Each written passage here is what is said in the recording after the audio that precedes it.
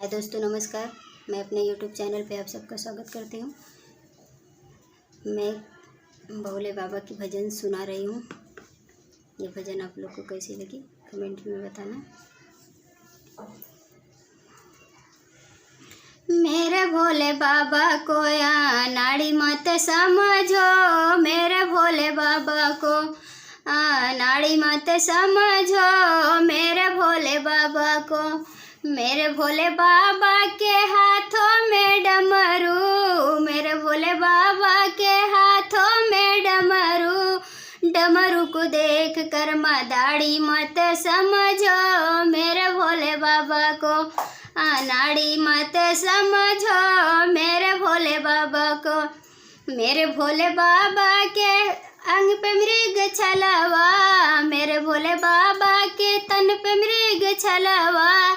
छलवा को देख कर शिकारी मत समझो, मेरे भोले बाबा को नाड़ी मत समझो, मेरे भोले बाबा को।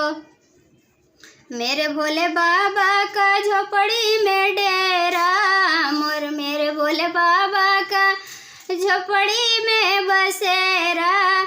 झोपड़ी में देख कर भिखारी मत समझो, मेरे भोले बाबा को नाड़ी मत समझो, मेरे भोले बाबा को नाड़ी मत समझो, मेरे भोले बाबा को।